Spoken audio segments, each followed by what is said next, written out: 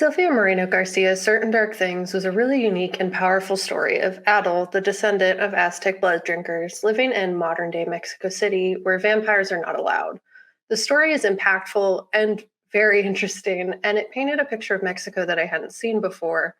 I really look forward to reading other books by Silvia Moreno-Garcia to kind of add to this picture, and honestly, I recommend you do the same.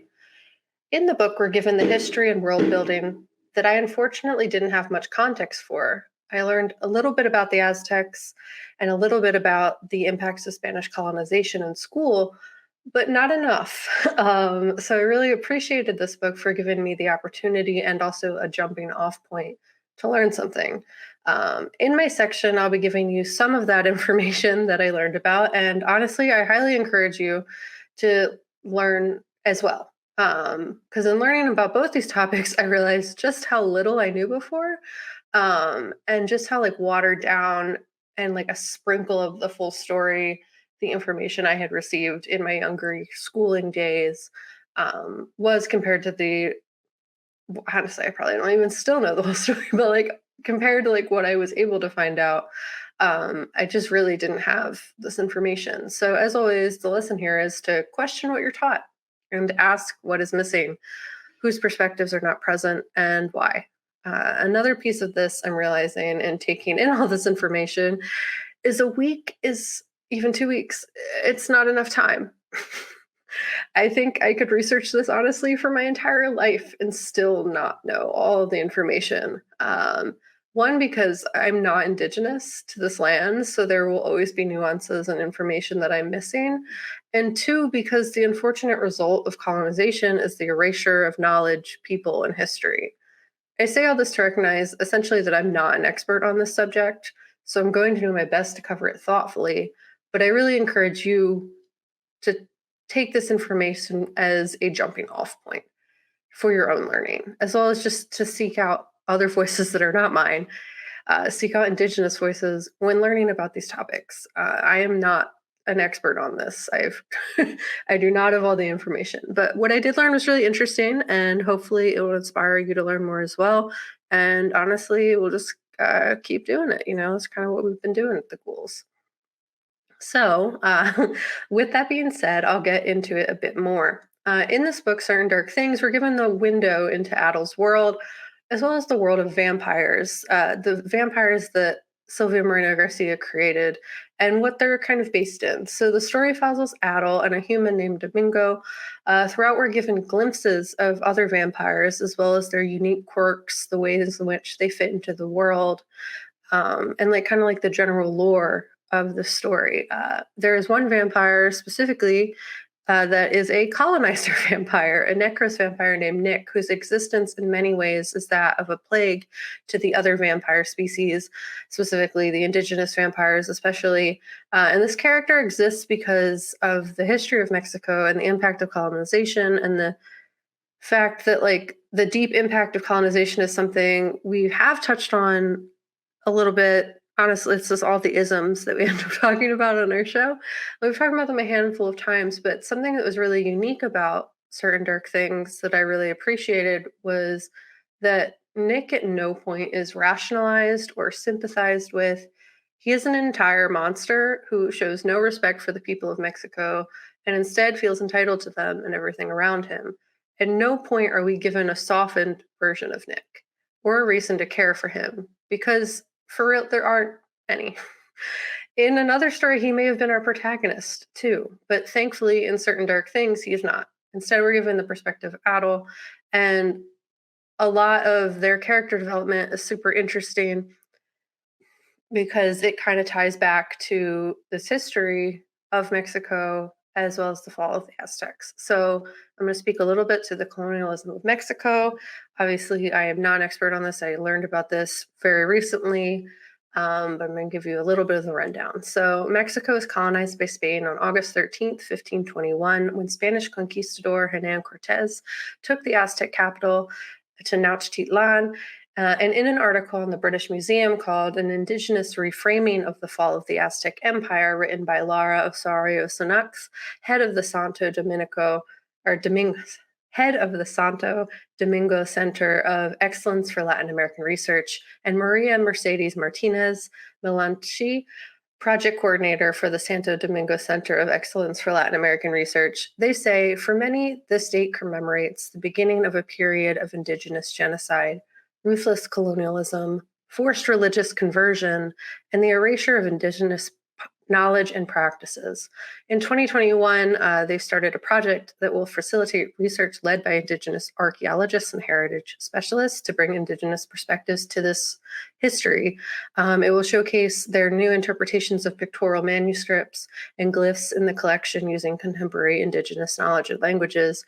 So essentially, I started with this because projects like this will hopefully bring new and more accurate perspective to the events, as a lot of the history that is perpetuated is either inaccurate or colonizer led.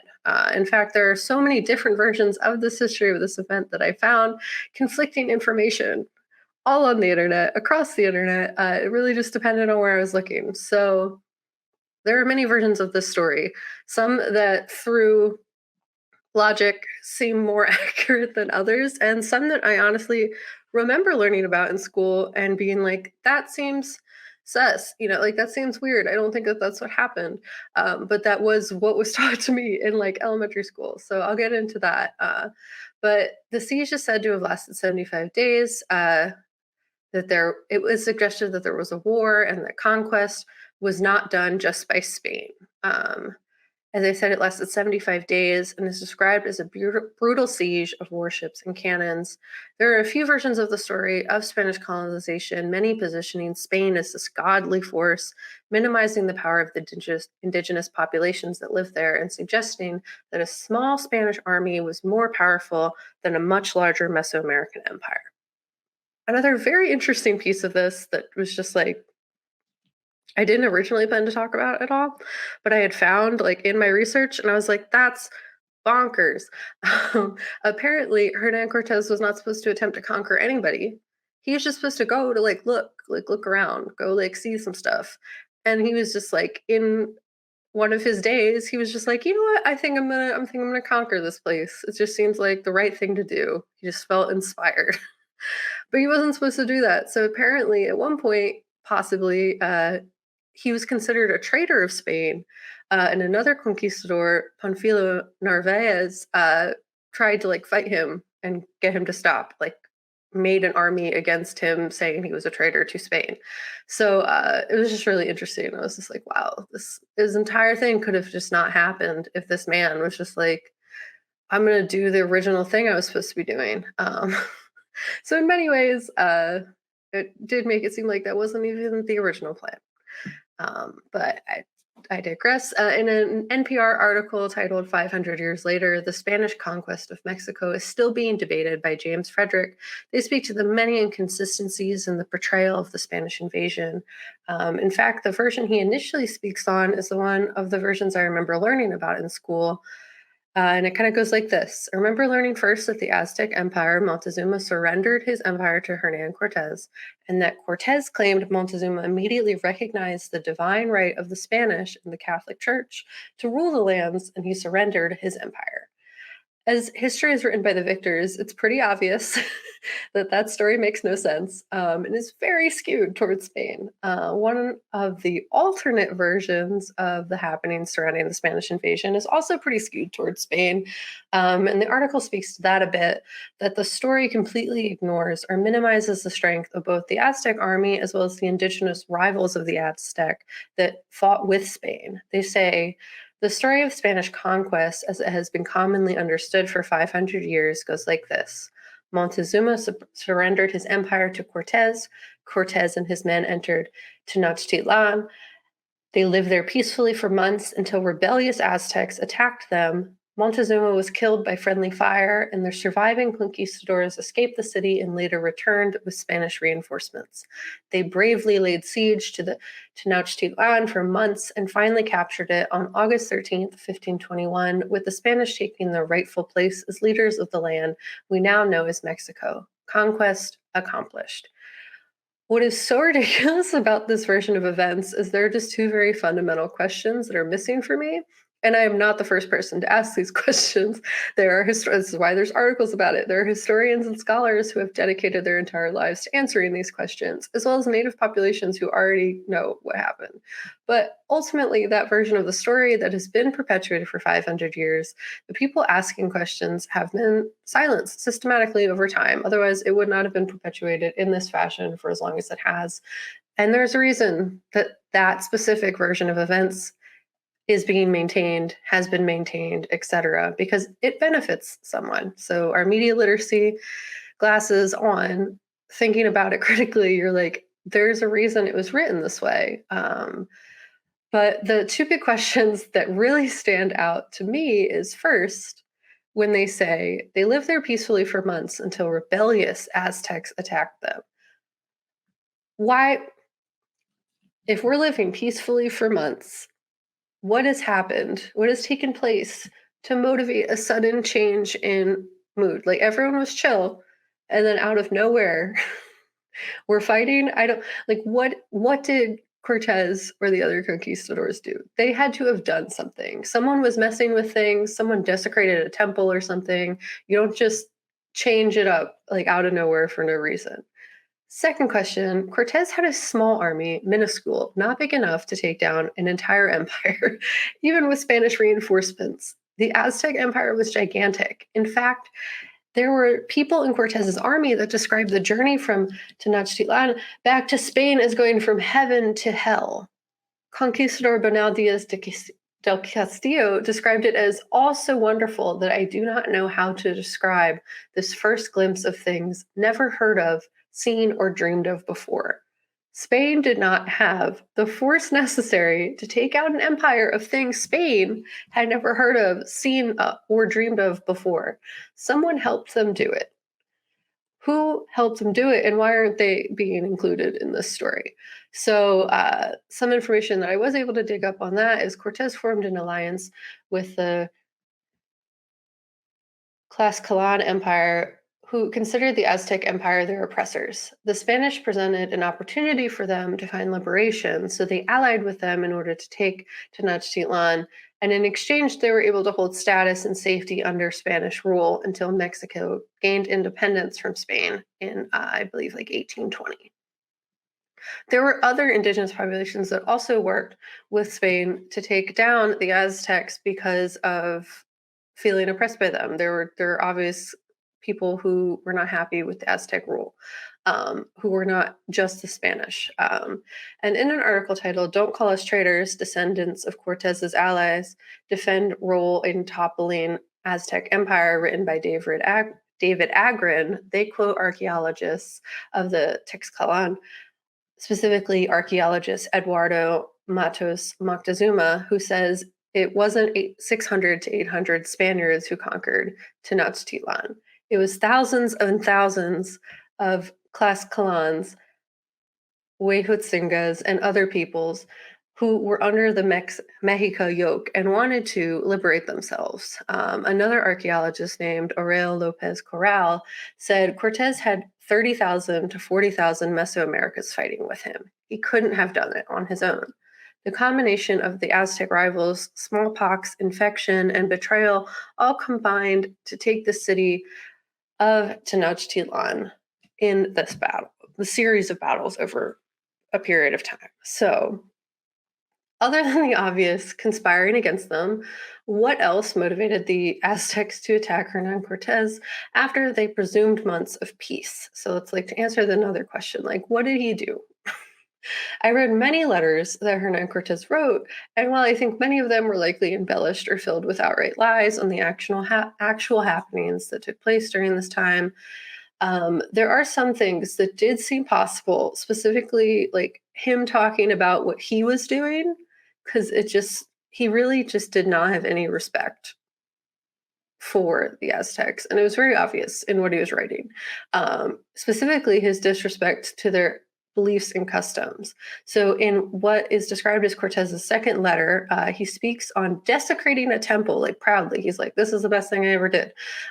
Desecrating a temple and replacing an idol with an image of Our Lady and the saints. He writes, in these chapels are the images of idols, although As I have said before, many of them are also found on the outside, the principal ones in which the people have greatest faith and confidence. I precipitated from their pedestals, and I cast them down the steps of the temple, purifying the chapels in which they had stood, as they were all polluted with human blood, shed in the sacrifices.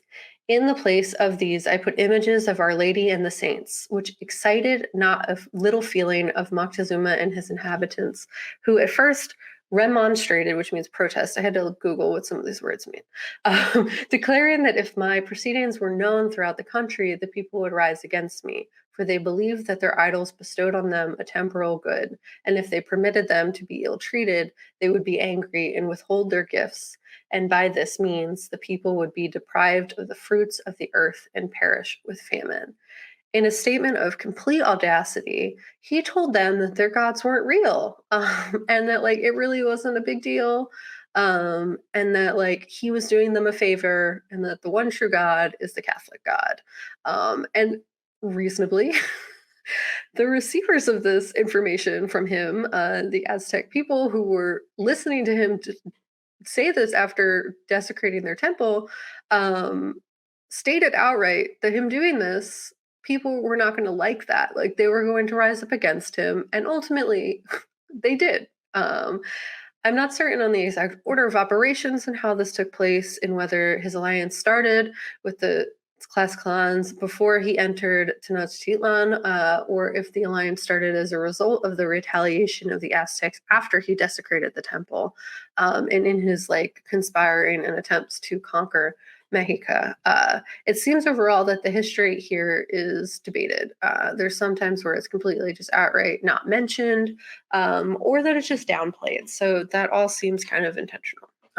What is apparent, however, is the intentional picture that was painted of the indigenous empires, both the Aztecs and their rivals, that attempted to validate the violence against them. The NPR article I mentioned previously unpacks this a bit. They say, for centuries, Spanish testimony portrayed the Aztecs and other indigenous groups in the America as uncivilized, savage barbarians. But continued excavation of the Great Temple in Tenochtitlan has helped change that perception. Specifically, who said this is Raul Barrera Rodriguez, and they are the director of the Urban Archaeology Program at Mexico's National Institute of Anthropology and History. And they speak to this like misconception in their research and finding like temples underneath the city of Mexico City. So Tenochtitlan was a huge city, says Barrera. It had public institutions, a whole system of government, public servants, schools, public services, and it was a totally organized city. When Tenochtitlan fell, the Spanish built their city directly on top of it. The temples and other sacred spaces still exist underneath. And according to another historian, Matthew Restall, author of the book When Montezuma Met Cortez, the image we have of the Aztecs is overwhelmingly invented by Spaniards at the time. They used it not only to justify the conquest and colonization, but any and all acts of violence that subsequently emerged. These misunderstandings and perceptions of the Aztecs and other indigenous groups were formed mostly for Spanish benefit, to validate their conquest and to rationalize the years that followed the fall of Tenochtitlan, in which genocide, awful things. They literally moved from where they were up, and we all know what happened in the United States. It all kind of spread from this idea that they were lesser in some way. The perpetuation of these viewpoints has far-reaching implications and all connects with the ways in which Western colonizers viewed their colonies, as well as the indigenous populations they destroyed. Restall continues saying, misunderstandings and misrepresentations of something like Aztec civilization today can make it easier for us to misunderstand and misrepresent indigenous peoples of the Americas. The reason these versions of events have been perpetuated for so long is because there are many who benefit from their perpetuation internationally.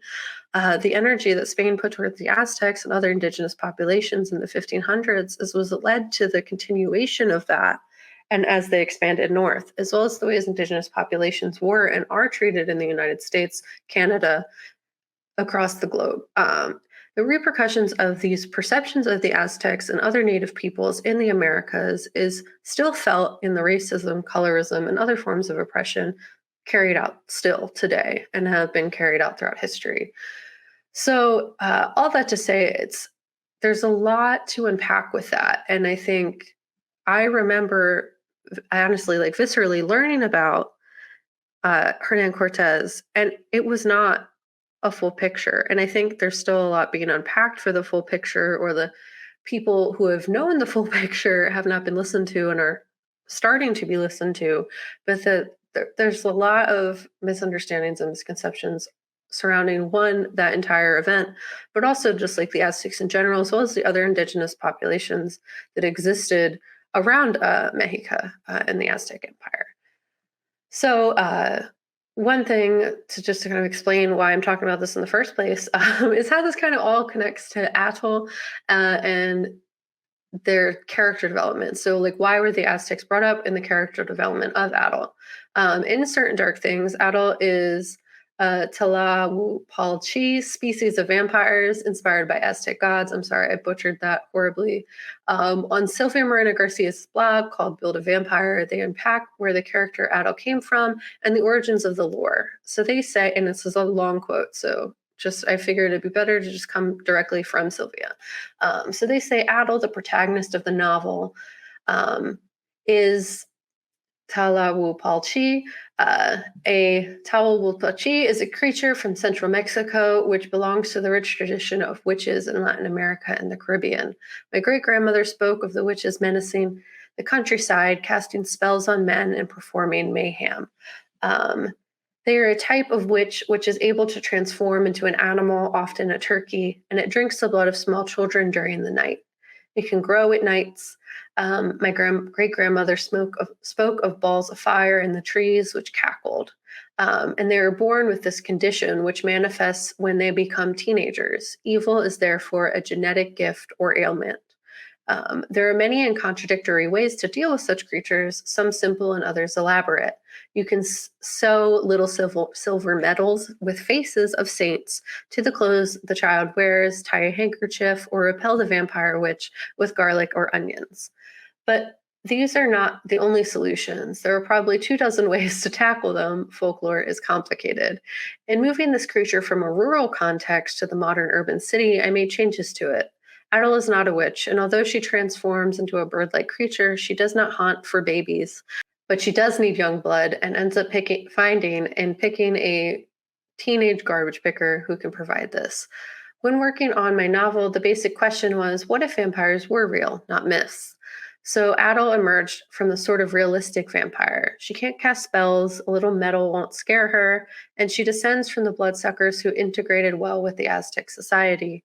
She is contrasted through the book and with other authentic vampires who have European origins and seem to be the basis for the vampire as found in pop culture like Dracula. Society in Certain Dark Things is inundated with portrayals of Euro vampires, but the Mesoamerican ones are less visible. This is a slight parable to the way Mexican society is inundated with Anglo culture. Walk by a Mexican bookstore, look at the SFF section, and witness it's all books in translation. Of course, by positioning itself in an urban context, by offering a glossary in the back, and categorizing vampires, Certain Dark Things break some of the complications of folklore. Oral tradition allows for knots and contradictions the printed page and the modern fantasy novel avoids. My great-grandmother's stories were not always the same in the telling. They did not all align neatly. My novel borrows liberally from Mexican folklore, from my thoughts on Aztec culture, from Mexico City life, noir films, and old horror movies. There are other versions of vampirism by Latin American writers. David Boles wrote Ancient Hunger, Silent Wings, which also stars the same kind of vampire. Incidentally, Bowles has a collection coming out in a few months, The Chupacabra Vengeance, which contains this and other stories. What am I saying? Question mark. That I offer one vision for Mexican vampires, but one alone, which should not be viewed as universal, nor the only one. Here below, I reproduce stories with happy endings, and my short story collection, The Strange Way of Dying, which takes the vampire in Mexico in a different direction. So there are obviously, as I was saying, there's a lot of misconceptions surrounding Aztecs. and specifically the importance of blood in their belief system. So, what was portrayed by Spain as satanic was misunderstandings surrounding the Aztec rituals and belief systems, and the mythology surrounding the origins of humanity and their relationships with the gods tie back to blood. The gods gave their blood to give humanity life, and the Aztec traditions, giving blood back was a part of honoring life and these gods, and was a way to continue life on this planet. In my learning, I ended up reading an entire book about Quetzalcoatl, or the plumed serpent, which was one of the most important gods in Mesoamerica, according to the internet. Take that with a grain of salt. I'm going to trust that Google kind of knows what they're talking about, but if I am wrong, I apologize. But the Quetzalcoatl was a mix of bird and rattlesnake. Their name is a combination of the Nahuatl words Quetzal, which is emerald plumed bird, and Coatl, which means serpent. Quetzalcoatl is the god of winds and rain and the creator of the world and humanity. Why am I teaching you about Quetzalcoatl? I'll tell you. Because my theory is that some variety of Adel and the way that they physically appear could somehow connect with Quetzalcoatl. And specifically, since Silvia mentions that she does pull from Aztec lore, that could be possible. So in the World Histories Encyclopedia's overview of the Dawn Lord, which they were a Mesoamerican god who represented the menacing aspects of Venus, the morning star, and was one of the 4 gods which held up the sky. The people of ancient Americas believed his rays could damage people, crops, and water sources, but they played a key role in the Aztec creation myth, as well as the 12th and was one of the 12th of the 13 lords of the day in the Aztec calendar. Each aspect of Venus, morning and evening, was manifested in the form of 2 ancient Mesoamerican gods, the feathered serpent, Quetzalcoatl, and his canine companion, Axolotl. Quetzalcoatl represented Venus in the morning star, and Axolotl represented it as the evening star. Now, I'm not 100% sure because I couldn't find anything specifically stating this to be true, but I think the version of Adel in Silvia Moreno-Garcia's book carries similarities to Quetzalcoatl in that her transformation in the book mimics that of a feathered serpent, and that her dog Kuali could be similar to the canine companion Axolotl. The book I read on Scribd, titled Quetzalcoatl, The History and the Legacy of the Feathered Serpent God in Mesoamerican Mythology by Charles River, was pretty interesting. I thought Quetzalcoatl was fascinating. The mythology, as well as like the belief systems of the Aztecs, was super interesting. And Quetzalcoatl was not unique to the Aztecs alone. That he was believed in by many Mesoamerican indigenous groups. So it seems that that was something that was prevalent in the area and is interesting. So I don't know if I'd go as far to be like, I recommend this book, because I don't think I'm the authority to say which book knows what they're talking about and which books are great. But I did find it interesting. And if you wanted to learn a little bit more about Quetzalcoatl, that is something you could check out. But as I said, it kind of just gave me additional context to things I didn't know already, because I didn't really have any basis for Aztec lore, mythology, belief systems, etc. Like, I didn't get the opportunity to learn about that in school, so I had to seek that out as an adult, and I found it really fascinating. So, as always, I kind of encourage you to learn about stuff yourself as well. Yeah, it's all of that's so interesting because it, like you said, it's not something that we learn about. It's not something that Mhm. like we've had the luxury of it being explained in school. Mhm. Um, Especially like specifically from this lens.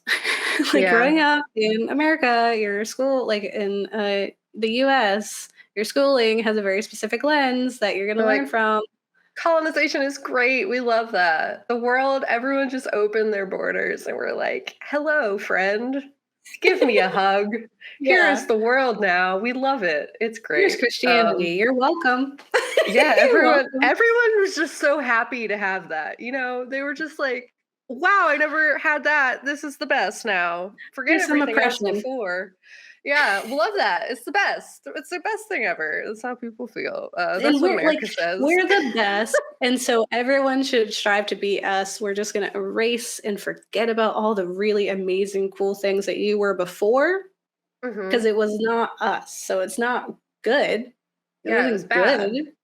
bad. Everyone's so thankful to not be themselves ever again. Just have new self now.